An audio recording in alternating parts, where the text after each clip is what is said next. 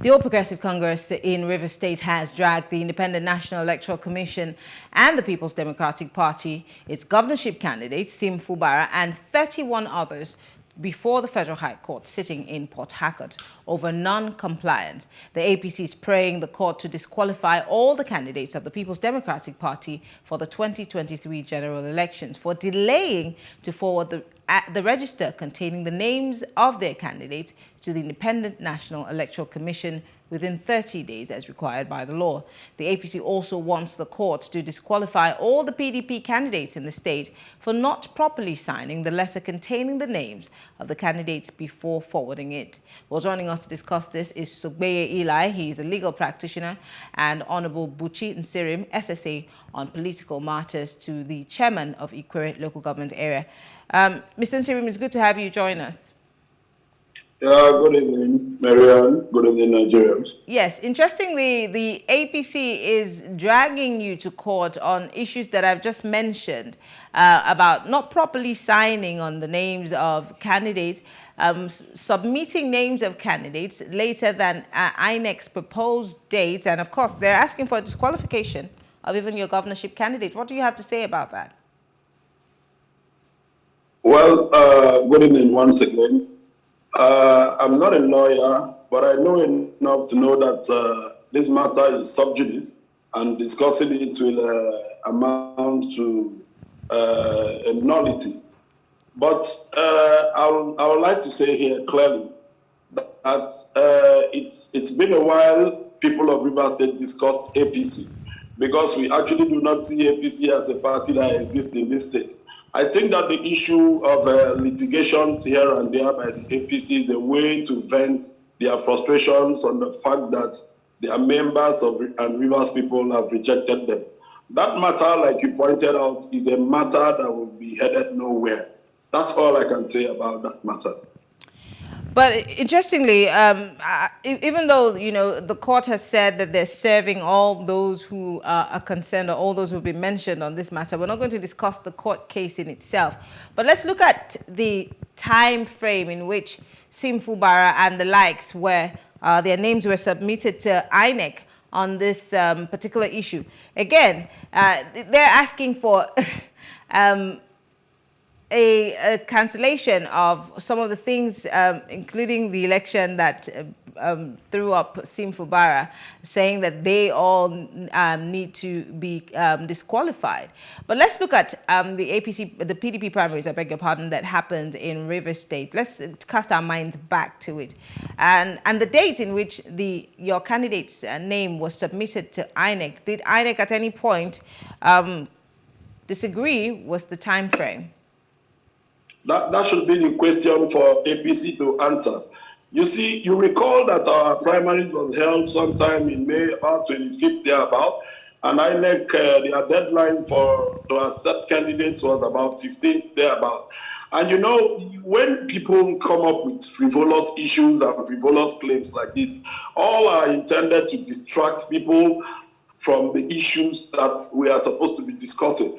PDP as a party is so meticulous. PDP is so organized not to put their house together before the INEC deadline. If actually there was an issue of a delay in the date, I think the persons that would have complained would have been INEC. You recall that in other states where they had similar issues like this, INEC were the ones that said no, the political parties did not submit their names early, and so when they rolled out the names of legible candidates to be elected, those the names of most of the candidates did not show. And if INEC as an entity, if INEC as the electoral empire didn't find PDP wanting, I do not think that the case that the APC has taken to court will hold water. Like I said, it's a totally inconsequential case. It's just a way of causing some form of distraction since they do not have what to ride their campaign on. I think they are scared and they are afraid of elections. Okay. But I can tell you for free that... Are you still there? Well, just joining us now is Sogbeye Eli. He is a member of the All Progressive Congress, and he's also a legal practitioner. Mr. Eli, So this case, would rather not get into it because, of course, it's a matter that's still pending. But just like the PDP representative here, he's saying that this is not an issue and it's just a mere distractionary tactic by your party, you know, because you have nothing better to do. So, Sogbeye, can you hear me? Thanks for having me. Yes. Good evening. Yeah, I can hear you. Can you hear me? Yes, I can. Go ahead, please. Yeah, good evening. Good evening, Nigerians. You know, with our friends on the other side, you never can miss this drama. The Electoral Act, as it stands right now, 2022, is quite clear about who can bring an action in a court to question what happened in a pre-election matter. So the PDP, as it stands right now, remember they went to court first. They made some interloper, they are case contractors, and we're waiting for them in court. However, while they were there stooping down to watch our rump, we also found something in their own rump. Now, they are supposed to give, under the Electoral Act, 30 days notice, 30 days to the primaries. They must surrender their register that has the names of the candidates at the match to the INEC. That did not do. I hear my friend, my younger brother, Butch, incident, say that the PDP is so well organized, so they don't make mistakes. Well, INEC cannot be a judge in some case. So even if INEC were to be a branch of the PDP, the INEC will not do anything just to make sure that everybody obeys the rules. But when the matter does come up in courts, as it has come now, it is left for the court to decide whether the PDP was that organized or not. But it goes to say, the issue about PDP's grandstanding. We are not in the mood for that thing. If there's anybody that wants to ambush anybody not to be on the ballot, the PDP has antecedents in River State. The PDP itself is the one that is scared of elections.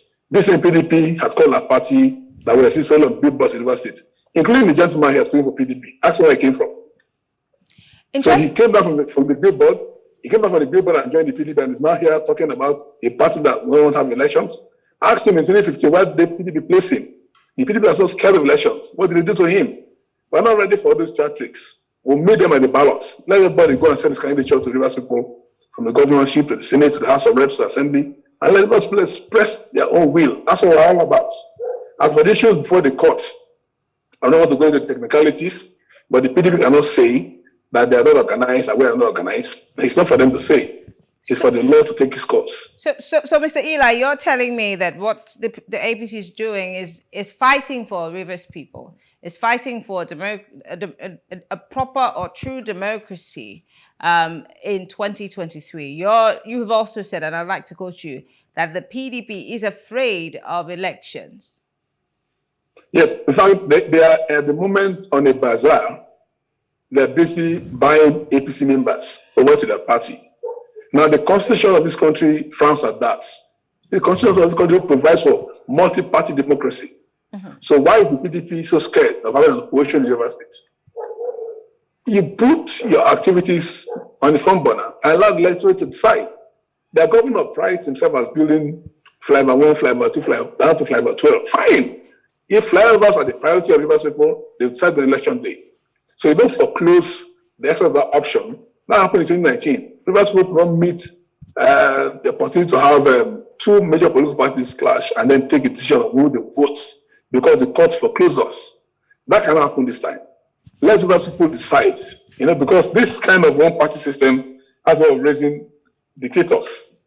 Imagine what's happening in the PDP right now today. The governor is virtually every day on radio, on TV, run amok, threatening all sort of things, even to his party members. Hotels are shut down, lounges are shut down in the name of meetings. The Constitution provides for liberty for people to hold meetings.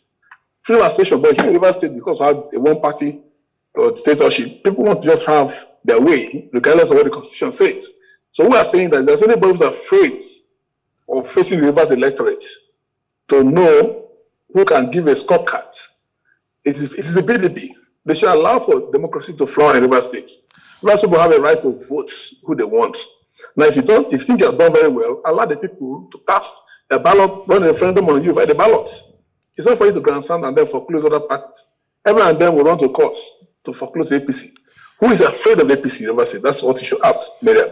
But beyond the APC even, I'm saying that our constitution allows for multi-party democracy.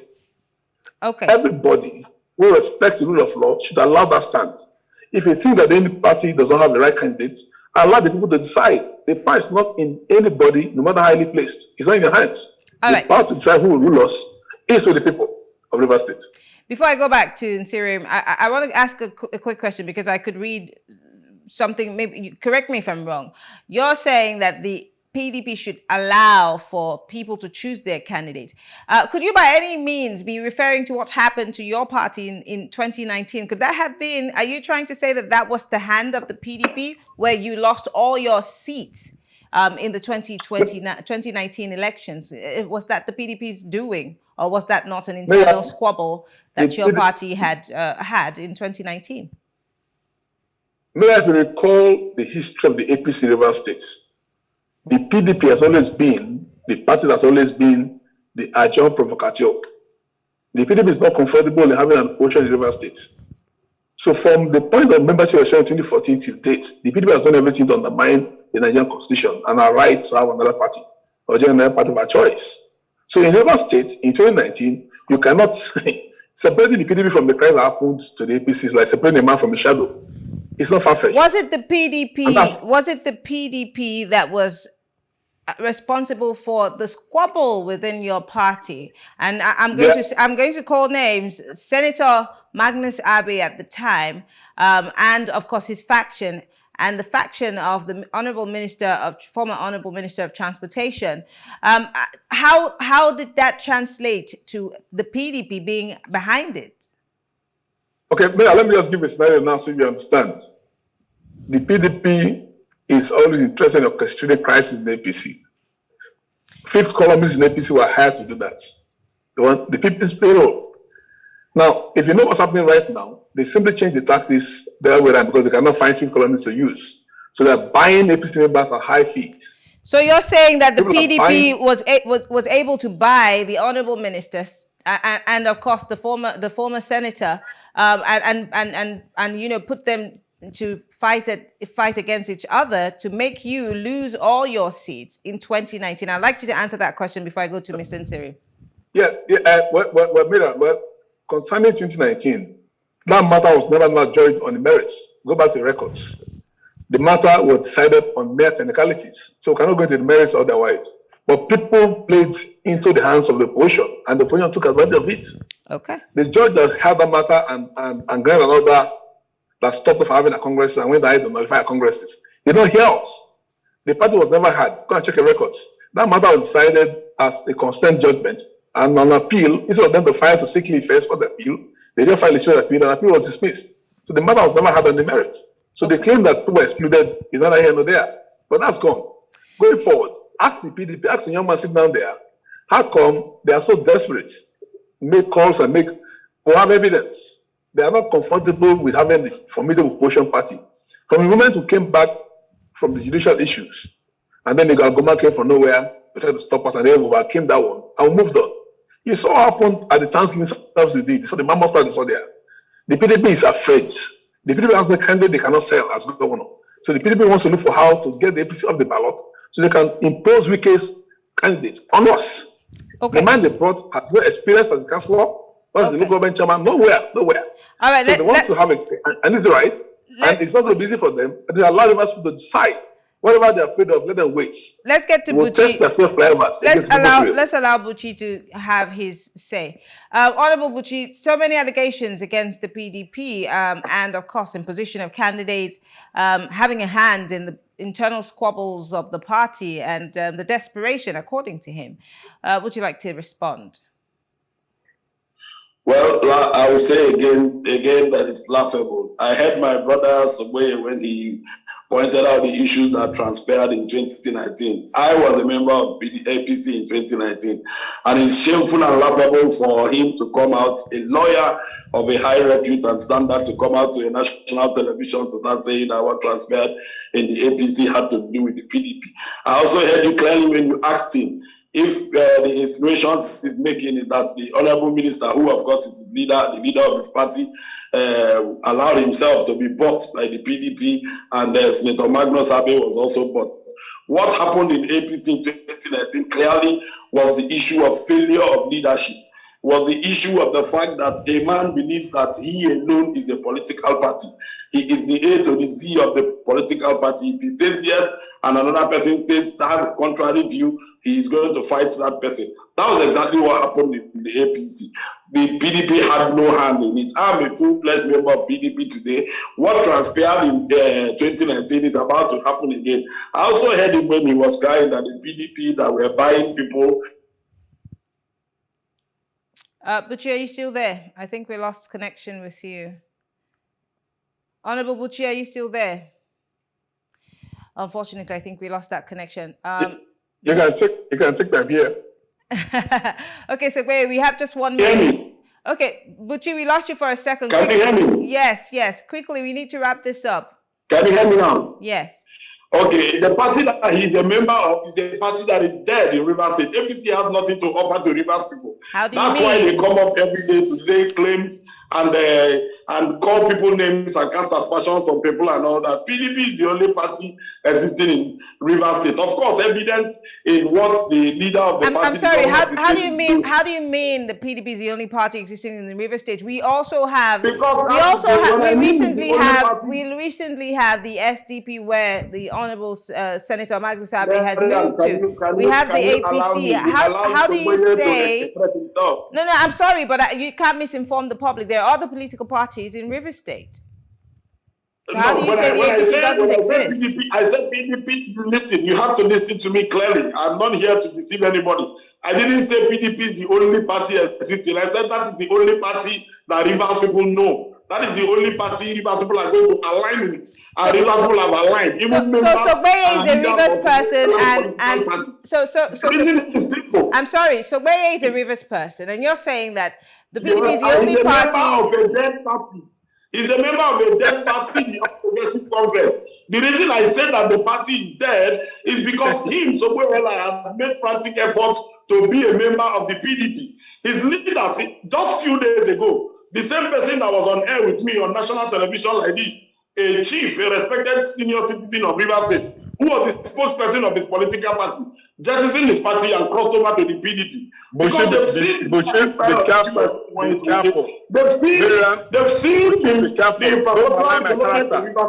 what he's doing and his style of governance.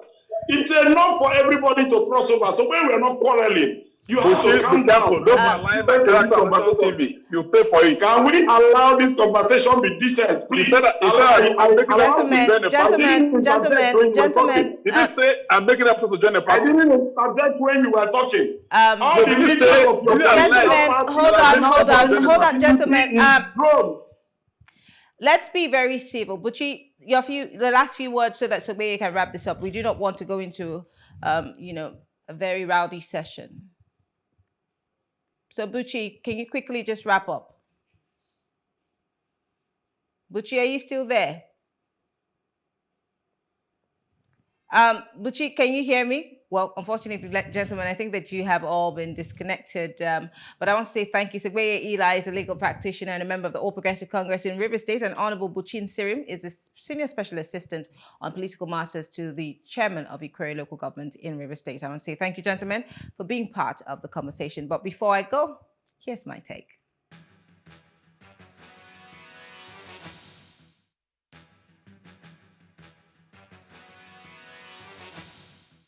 What's the point of our politics in Nigeria? This is a question I always ask myself when conversations like this are had. If it's to help us sort through the chaos of an election to pick the best candidate, then that is a failure in its entirety. Between every election cycle, we are besieged on all sides by the noise of our politicians jostling with each other over who gets what to be their party flag bearer. Now, when we rely on others to bear the responsibility of taking care of affairs that relate to us, what we want and what we need is for honor to rule their judgment. So often the lack of honor is absent from our politics. Our politicians change parties like clothes. always running from flag to post, trying to secure a ticket, and all the while breaching party constitutions and ignoring the party's manifestos for their own selfish ends. So how can men and women with so little honor even be considered to be worthy of carrying such an irksome burden of ruling and leading us? Think about it the next time you want to vote for a person or even declare your support for them. I am Mary Anacom, thanking you and have a good night.